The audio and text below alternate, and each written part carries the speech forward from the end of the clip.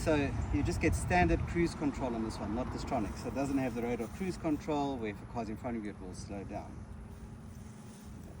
It also doesn't have a 360 camera. That might look like a camera, but that's just a piece of plastic hiding where a camera could be. So you could probably do a retrofit and put a camera in there if you wanted, but standard it doesn't come with it. It does have a park distance sensor control, and it has got a reverse camera, but we'll get there. But otherwise the new look GLC looks really nice. We did do the older hybrid version. I think this one's more sleeker, a bit rounder. Looks really cool. This is just the standard version, it's not the AMG line. So you can see the AMG line has a better looking bumper than this, but it still looks really good for what you're getting. Going around the vehicle, again, we've got a roof here. This is an optional extra, getting the roof, so it's a full glass roof that does open as opposed to the Teslas which stays closed. It also has a sun blind underneath that we'll have a look at. So you've got your standard folding mirrors, and you've got your indicator on there, and underneath here it has a light, but there is no camera underneath. So normally they have a little camera, this one doesn't have a camera. You've got your unlock and lock feature, so you just have to press it there and there. The car doesn't lock or unlock when you walk away like the Teslas or like BMWs. This car you have to manually either touch it to lock it, or use the key and just press the button. It won't automatically lock for you. It's got upgraded wheels on it. They look really nice. I like these style wheels. That's, I think, worth the upgrade. They look good. Coming around to the back, again from the older version to the new one. Nice sporty look. I like this look more than the older one. You can see it's just the 300, so just the standard base model. Not too many extras, just the mag wheels and the glass roof. It does have auto boot open. This one doesn't come with a kick where you kick underneath and the boot will open and close for you. It's got a lot more space in it obviously than we're going to see on the Tesla. And then it has got the drop seats. On the other side you can just pull a button and the seats drop. Not this one. There we go. If you clip it in place, it drops. And then cargo area.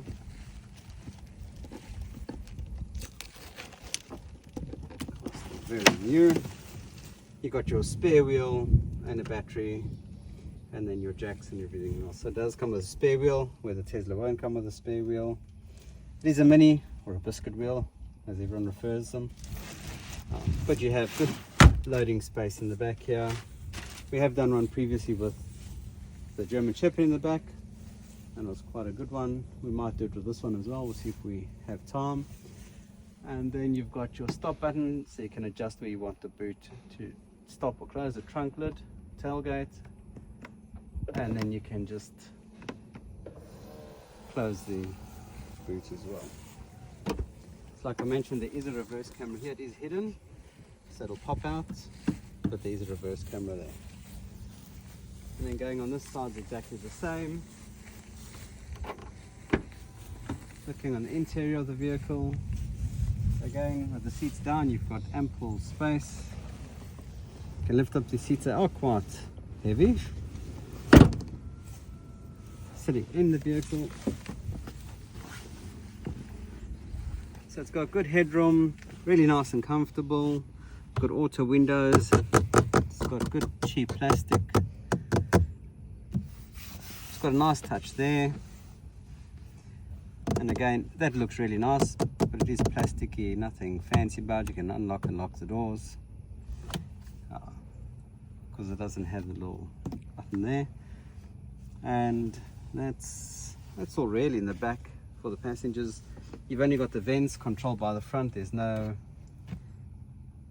controls here for the vents, and then you've got your net on top, and that's controlled by the front as well. So the rear passenger can't control this net, not like the GL's net where you can have the sensors go back and forth.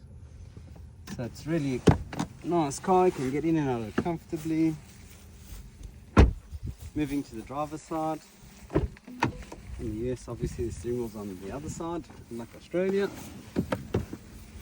So the car itself is really comfortable. I do enjoy the seating in this vehicle. Again, very plasticky. I mean, they're trying to give a chrome look, but it's just cheap plastic for what you're paying. I think it's really cheap. You do get memory seats and heated seats as well. And then this is just, I mean, that's just terrible for Mercedes-Benz.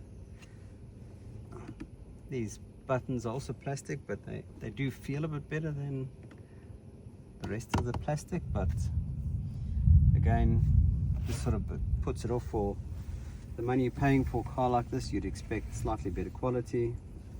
Driving position is good. So in the new one, you've got the mini display, and then you've got your big display on the right hand side. We'll do a separate video on that one at a later date.